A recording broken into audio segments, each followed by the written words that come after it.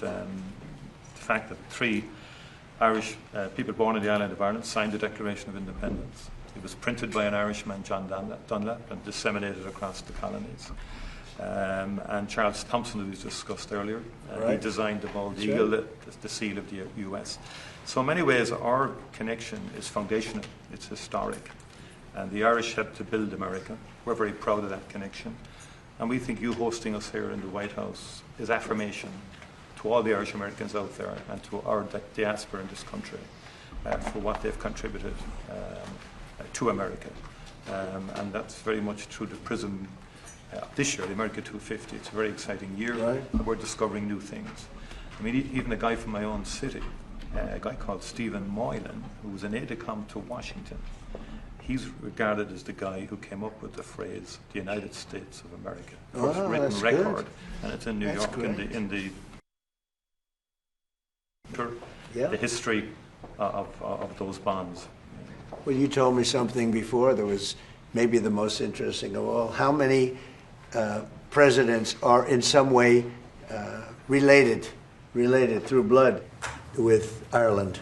23. Can you believe it? 23 Irish presidents. They're great politicians. Yeah. The Irish are great politicians. Absolutely. No, but think of it. 23 are in some form, and many of them have gone to Ireland. Absolutely. Grant went to Ireland after his presidency. I was saying earlier, Ronald Reagan's visit was an extraordinary one in a place called Ballyporeen in County Tipperary. And of course, John F. Kennedy, whose grandfather was Irish, came back, I think, early '63. And that's a very memorable visit because of what the tragedy that happened subsequently in the assassination, which touched people in Ireland very deeply. So the Kennedy family strong resonation with Ireland. Well, we like the family too. Yeah. One person in particular, one very non-controversial. I know that. Yeah. But now he's doing a very good job. He really is. But we have more, I think, people here by far than you have in Ireland that are of Irish descent. We have. So you have quite a few, but we have a lot. You have a lot more than we have. It's pretty amazing by a lot. Absolutely. Yeah. Anyway, thank you very much. It's a great honor. And any questions? Mr. President, Ireland in September, when you stay at Tuesday? Well, I'm having, it's a great thing, my son and my family. We have a great golf complex in Ireland, one of the best in the world, called Doonbeg. It's in Doonbeg. And it's been amazing, and Rory McIlroy loves it. They all love it. Great golfers. You have a tremendous golf tradition, and it was chosen for the Irish Open, which is a big deal. That's a big event. Absolutely, looking forward to it. Everybody wants me to be there. You just said, I hope you're going to go. I did. And we're going to try. We are going to try, but it will be an honor. But it was a great honor to be chosen. They only choose the best courses in the world for the big Opens. It's one of the big ones, the Irish Open. It's really become one of the most important tournaments in the world. I hear it's going to be a fantastic success. A great success. Yeah. It's a very hard course. Mr. President, what progress have you made, Mr. President, in getting America's allies to assist the U.S. in escorting those oil tankers through the Strait of Hormuz? Well, we don't need too much help, and we don't need any help, actually. In fact, we just put out a notice. I was watching over the last couple of weeks, and all of our NATO allies were very much in favor of what we did. They thought it was very important. We were just discussing it, actually. Very important that we take out the nuclear threat from Iran, and we've done that very strongly, very powerfully. We've wiped out their Navy, wiped out their military in every aspect. Their Air Force is now decimated. They have no Air Force, no Navy.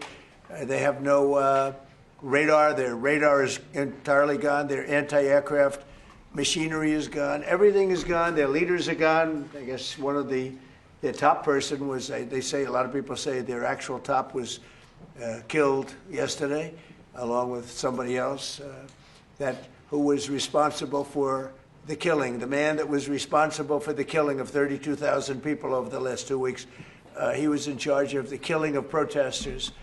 It's an evil group. I mean, they've killed much more than 32,000 people.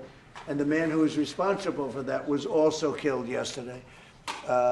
and all of the NATO allies agreed with us. But they don't want to, despite the fact that we help them so much, we have thousands of soldiers in different countries all over the world, and they don't want to help us, which is amazing. I mean, amazing.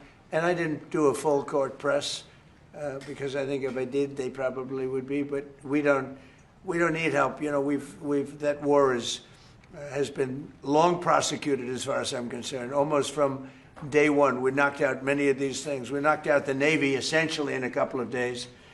But I was surprised to see that NATO, while they agreed that it was a very important thing to do, they agree fully. Nobody said, oh, you shouldn't do it. They would have had a nuclear weapon within 1 month of when we had the B-2 bombers bomb the nuclear potential. I call it the nuclear dust. So I think NATO's making a very foolish mistake. And I've long said that, I wonder whether or not NATO would ever be there for us. So this was a great test, because we don't need them, but they should have been there. The other thing is, and I think, very important, we didn't have to be there for Ukraine. Biden chose to spend hundreds of billions of dollars on Ukraine. And I guess the head of Germany just made a statement that, well, they weren't involved and they have nothing to do with the war. But at the same time, they think we did a great thing by knocking them out. Nobody wants to have Iran, or anybody, but nobody wants to have Iran with a nuclear, because these people are crazy. They're absolutely crazy, and they're vicious, violent. I mean, they killed, think of it, they killed, now I hear it's about 41,000 people. They put out a notice 2 days ago. Anybody that protests will be immediately shot and killed. That's pretty tough stuff. So everyone agrees with us, but they don't want to help. And we as the United States have to remember that, because we think it's pretty shocking. President Macron has just said in the last hour that he will never join a task force in the Strait of Hormuz until hostilities finish. Yet yesterday you said... Who said that? Who said? President Macron of France. What's your reaction to that, sir? Well, he'll be out of office very soon, so we'll have to see. I don't know. Mr. President, on Doonbeg, you're building an extension to it at the moment, but there's been an objection put in, and it's being held back at the moment due to small snails. What are you disappointed about that? No, the Planning Commission is... I have not heard that. No. Mr. President.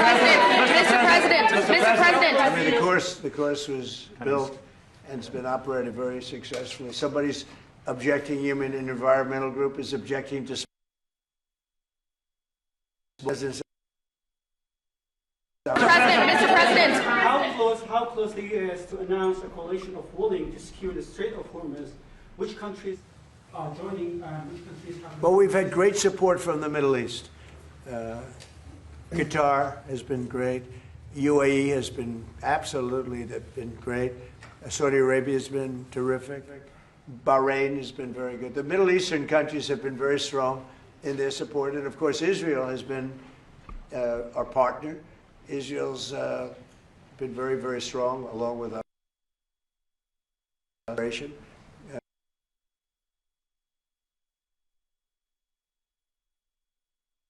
Against Iran. If you look back ago, I talked about Iran was a big threat to this country, to this world of ours, and turned out to be, I was right. In fact, I said you have to attack Karg Island. You have to attack them years ago when they were acting up. They've been acting up for 37, 47, I guess now 48 years. For 48 years, they've been bad players, vicious players, and you can't let them have a nuclear weapon. If they got a nuclear weapon, I would say they would have used it within 24 hours after having it. And they would have had it if we didn't bomb them out from that great raid with the B-2 bombers 8 months ago or so. You would have had a nuclear war in the Middle East and maybe beyond. I think it would have hit Europe. Maybe not Ireland, but it would have hit Europe. I think you would have been a nice piece of it. It all gets you. It's big enough that you would have been affected. They would have hit Europe eventually. Mr. President, your Director of National Counterterrorism, Joe Kent, he just resigned today. He said he can't support your conflict with Iran. What's your reaction to that? And did you? Well, I read his statement. I always thought he was a nice guy, but I always thought he was weak on security, very weak on security. I didn't know him well, but I thought he seemed like a pretty nice guy. But when I read his statement, I realized that it's a good thing that he's out, because he said that Iran was not a threat. Iran was a threat. Every country realized what a threat Iran was. The question is whether or not they wanted to do something about it. And many people, many of the greatest military scholars are saying for years that presidents should have taken out Iran because they wanted a nuclear weapon. They were, if we didn't do the attack, or if, I'll go a step further, if I didn't terminate the Iran nuclear deal given to us, one of the worst deals ever made by Barack Hussein Obama. Remember when they sent Boeing 757s over there, loaded with cash, hundreds of millions of dollars? You would have been very happy. This was a wonderful. They sent hundreds of millions. People forget that. Does anybody remember? Right? You remember. Hundreds of millions of dollars in a Boeing 757. I think they had two of them loaded. They took the seats out and they put cash. And it was so much that there wasn't a bank in Virginia, Maryland, or D.C. that had any money left. They stripped them of all their money, put it into place, sent it to Iran, almost as ransom. That's not going to happen with Trump. And nobody ever did anything about it. Nobody ever said anything about it. Can you imagine if I did that? So they've been a threat for a long time. But they've really been a threat. If I didn't terminate Obama's horrible deal that he made, the Iran nuclear deal, you would have had a nuclear war 4 years ago. You would have had nuclear holocaust, and you would have had it again if we didn't bomb the site. So when somebody is working with us that says they didn't think Iran was a threat, we don't want those people, because, and there are some people, I guess I would say that, but they're not smart people or they're not savvy people. Iran was a tremendous threat. And virtually every NATO nation, and this is the thing, if they told me it wasn't a threat, and therefore they don't want to help, but when they say it was a threat, and it was a major threat, every one of them, I think every one of them, I don't know of one that said they're not a threat, but when they say it was a threat, but we're not going to help, I think they're very foolish. You know, it's interesting. It's interesting because I could say this, that what's happening in Ukraine, we're probably in there for $400 billion. We don't spend any money anymore. They buy it from us and they pay full price. But Biden gave them between $350 and $400 billion of equipment and cash. Someday they'll have to find out about the cash. And you could say that wasn't a threat, you know. We're helping them.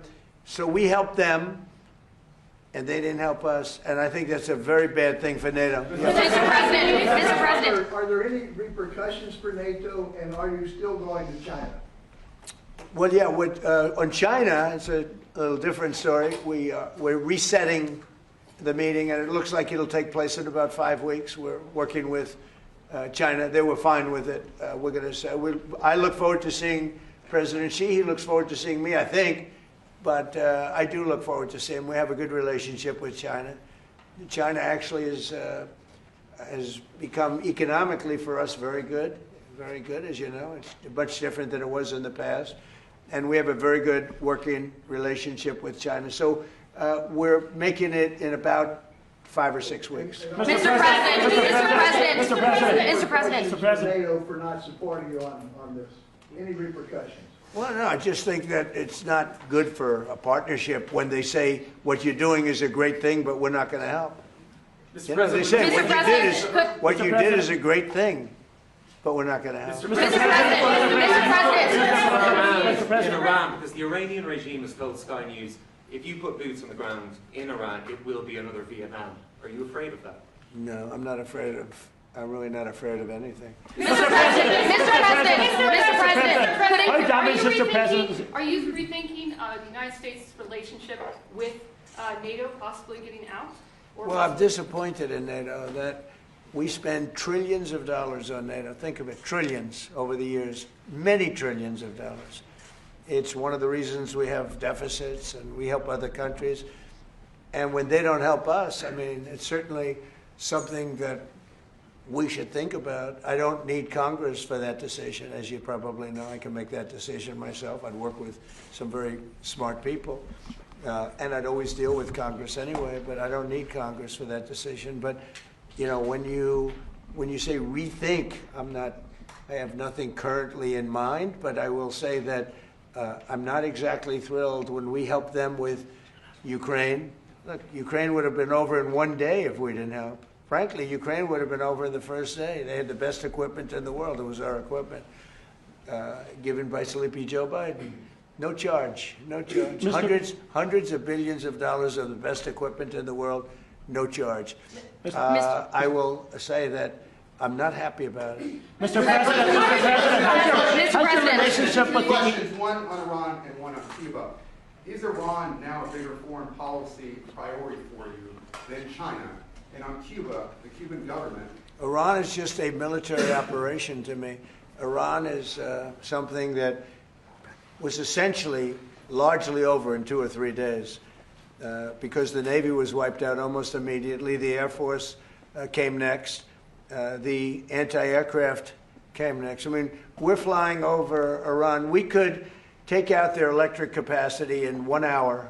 We have all the, there's nothing they can do right now because everything is knocked out. They have no radar, no anti-aircraft. They have nothing.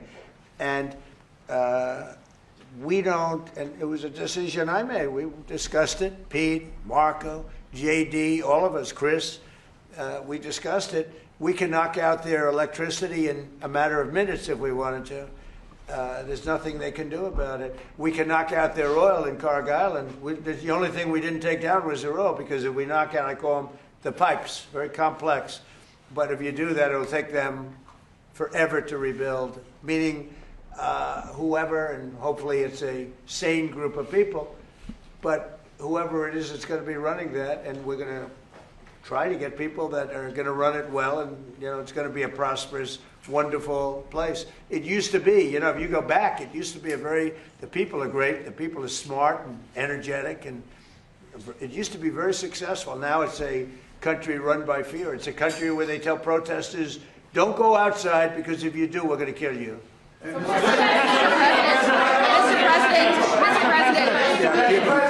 Mr. President. Well, Cuba right now is in very bad shape. They're talking to Marco, and we'll be doing something with Cuba very soon. Mr. President. We're really focused on this, but we're dealing with Cuba. Marco, do you want to say a couple of words about it? Yeah, I mean, Cuba has an economy that doesn't work and a political and governmental system they can't fix. It's not dramatic enough. It's not going to fix it. So they've got some big decisions to make over there. But Secretary Rubio, do you support, and I know this is up to Congress, do you support easing the trade embargo if you get more cooperation from Havana? Well, I'm not going to discuss what we would talk about or not. Suffice it to say that the embargo is tied to political change on the island. The embargo is codified. And but the bottom line is their economy doesn't work. It's a non-functional economy. It's an economy that has survived. That revolution. It's not even a revolution. That thing they have has survived on subsidies from the Soviet Union and now from Venezuela. They don't get subsidies anymore, so they're in a lot of trouble. And the people in charge they don't know how to fix it. So they have to get new people in charge. That's what. And the relationship we have with Venezuela has been, I think you could almost say, incredible. It's been really good. It's been good for Venezuela, and it's been good for us. And I congratulate the Venezuelan baseball team because that was a big win. And I guess they play another game tonight in the finals.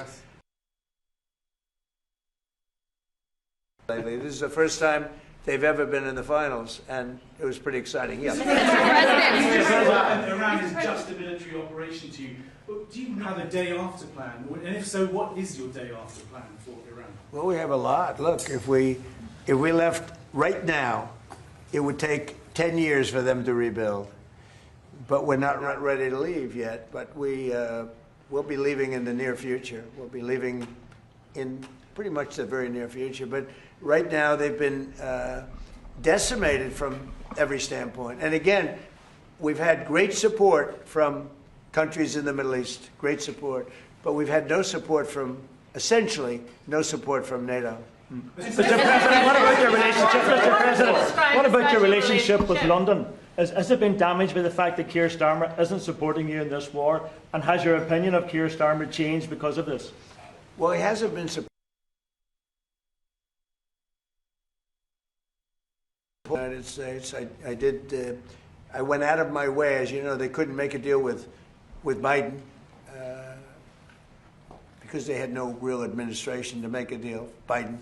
But we made a deal. We made a good deal for them, and frankly, probably wasn't appreciated. I do look forward to seeing.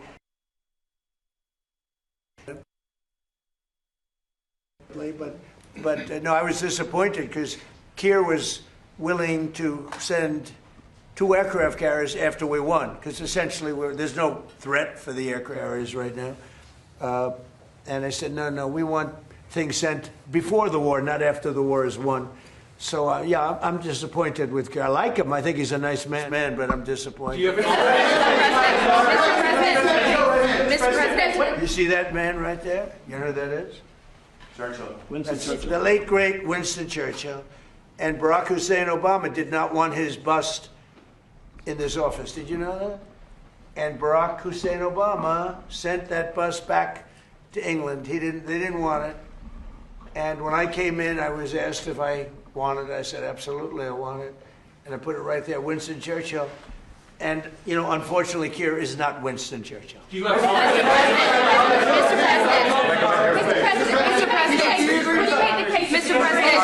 President. It pissed on me. No, hold it. Right. Just could I hold it? Hold it. Just make a number of points. First of all, I think, notwithstanding what has happened, the transatlantic relationship between Europe and the US is very, very important on a number of fronts. And I think we've had issues over the last year or two, but we settled them. And I think many of these leaders engage with you, particularly on trade initially. Remember all the fuss last year, but we got a landing zone between Europe and the US, and I think we can get a landing zone again. And I think I just met with Keir Starmer last week. The British-Irish relationship is a very important one.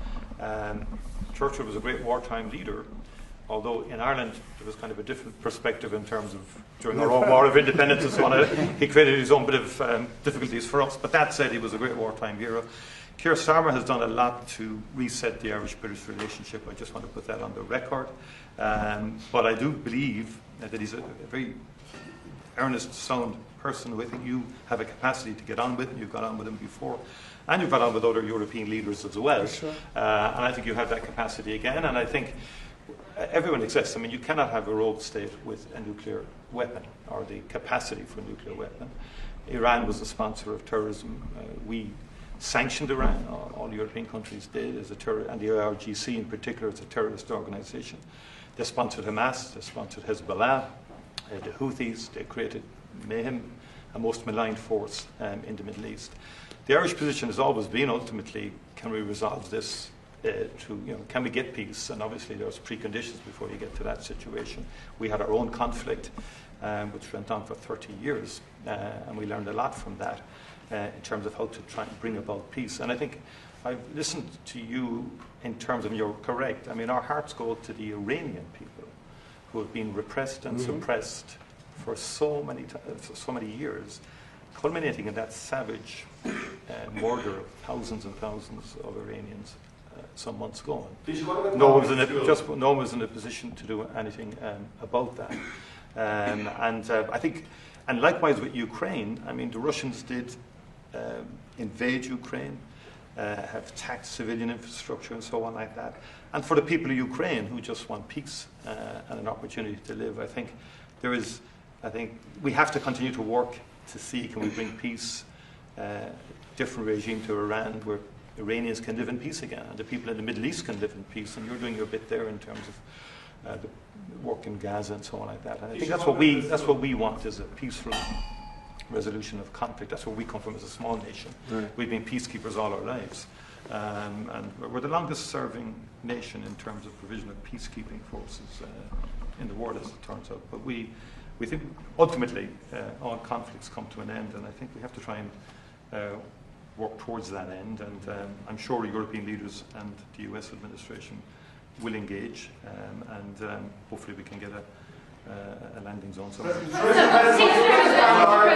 I mean, the only thing, and I agree with everything you said, but we helped with Ukraine. Yes. And they don't help with Iran. And they all acknowledge that Iran can't have a nuclear weapon. You yourself say, you know, these are horrendous people. These are the worst people, and going back to Hitler, right? Going back to Hitler, these are the worst people. That's a long time ago.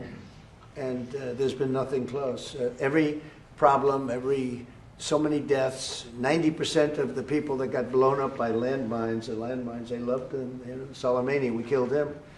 If we didn't, it might be a different story, because he was a horrible person, but he was a very powerful person and leader, smart. But we killed him. If we didn't, I think you'd have it. I did. But I think it would have maybe a different situation. It wouldn't have been so easy as it has been, because it has been very easy. You know, it's all of their military is there, but you can always have somebody drop a mine in the water. It's like terrorism. Yep.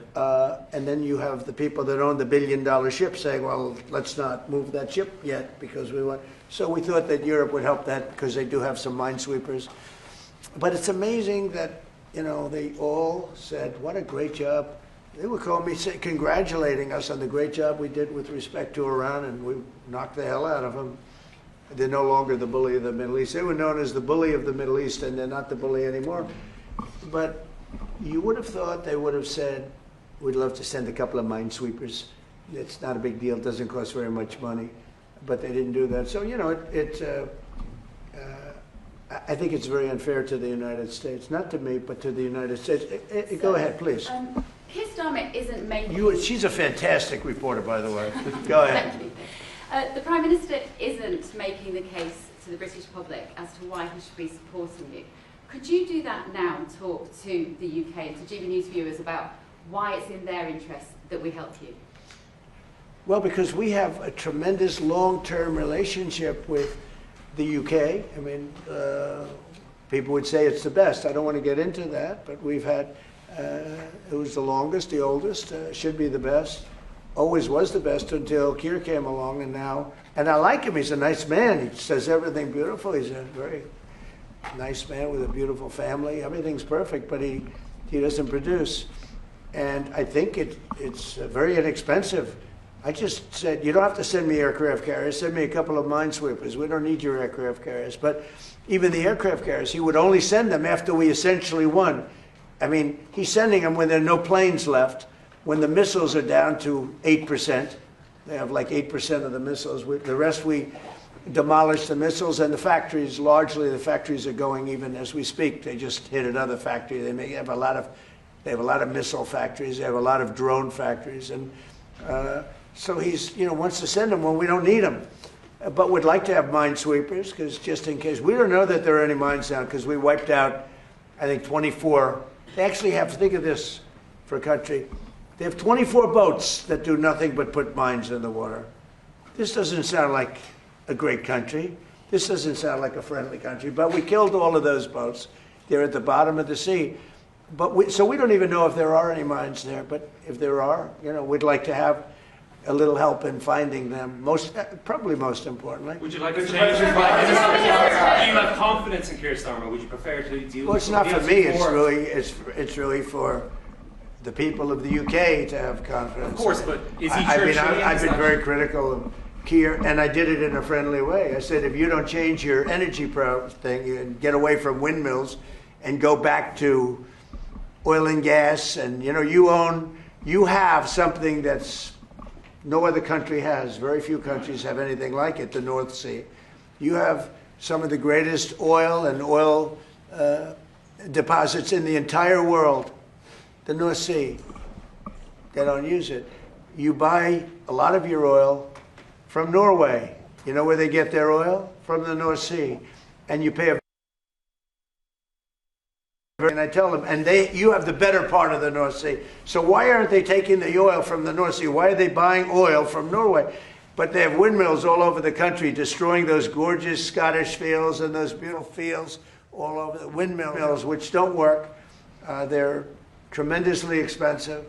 And the best testament to that is the windmills are made in China, but China doesn't use them. You know what China uses? Coal. They're building 58 coal-fired plants right now, and that's up to them. But these foolish countries that are buying windmills are putting them out of business. I'm proudly telling you that we're going to try and have no windmills built in the United States during my...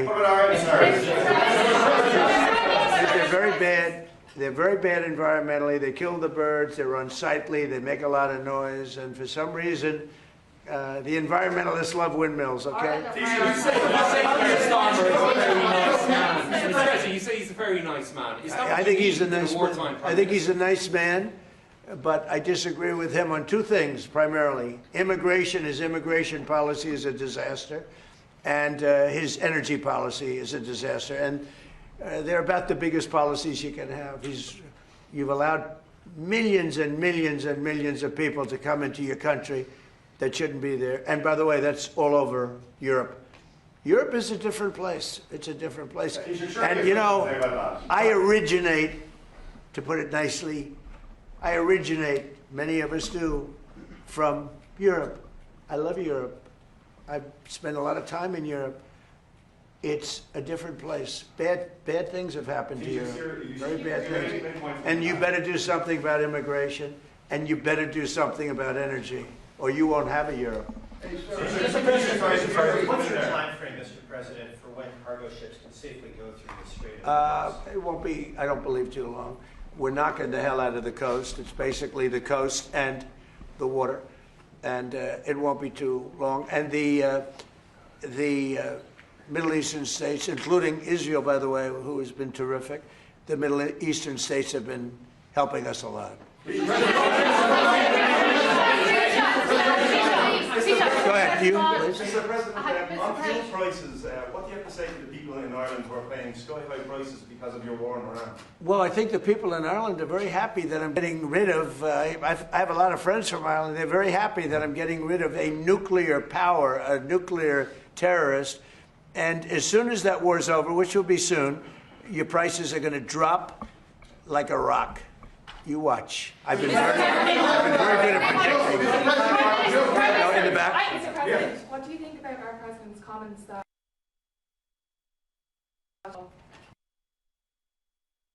What do you think about our president's comments? Can you speak? You're speaking right into your phone.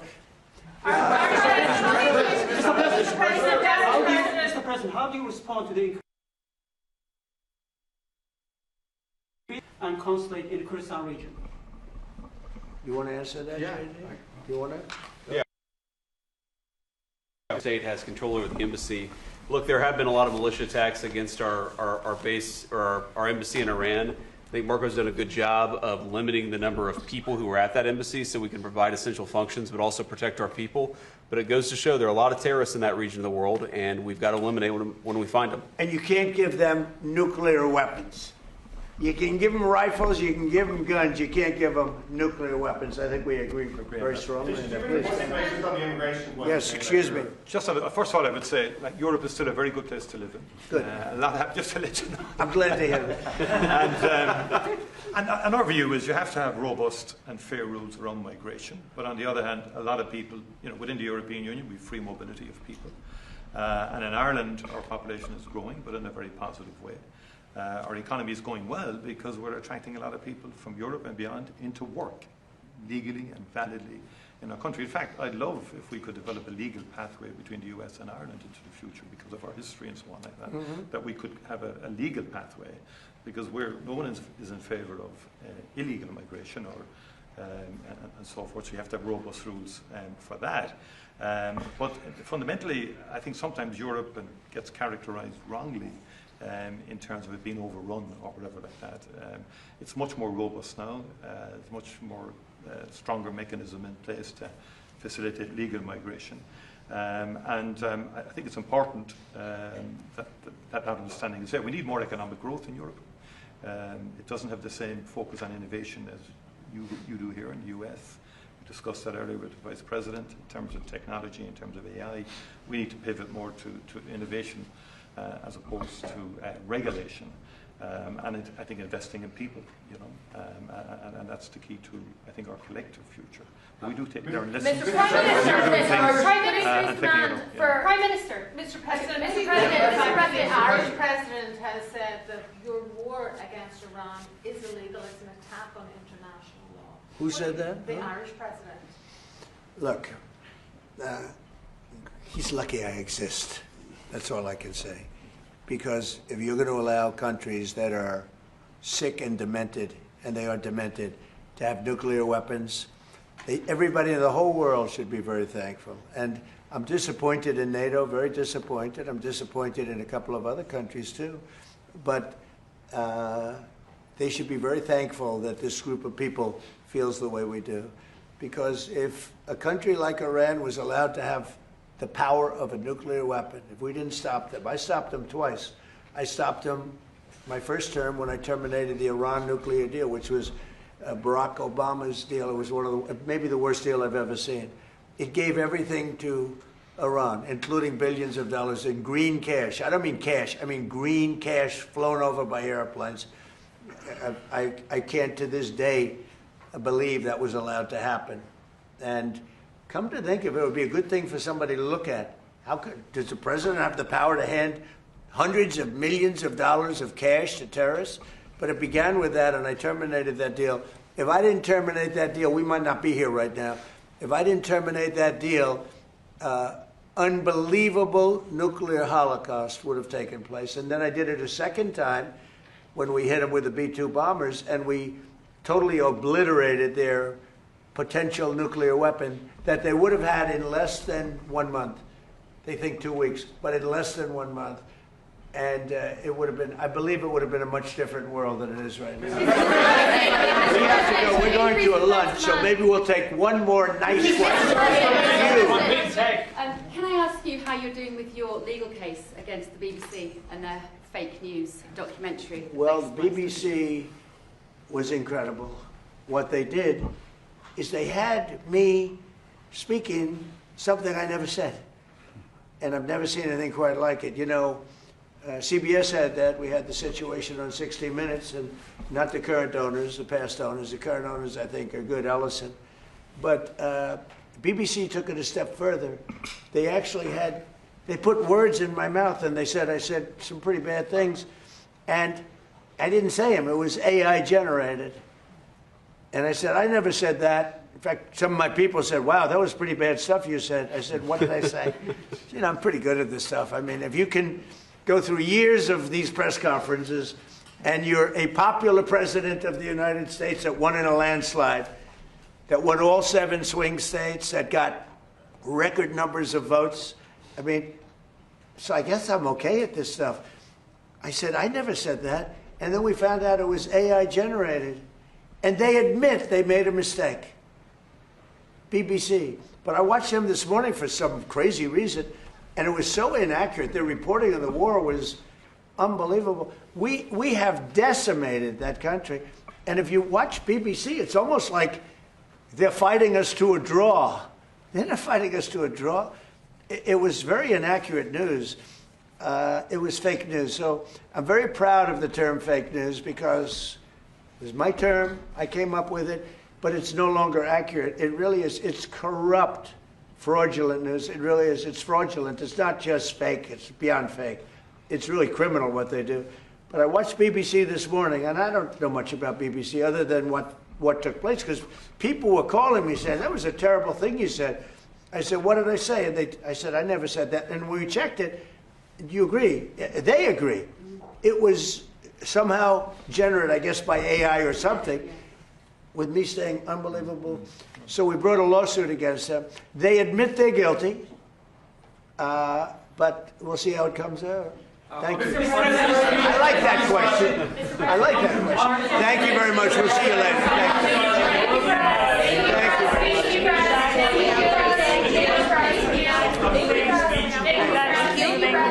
Thanks, guys. Keep moving on.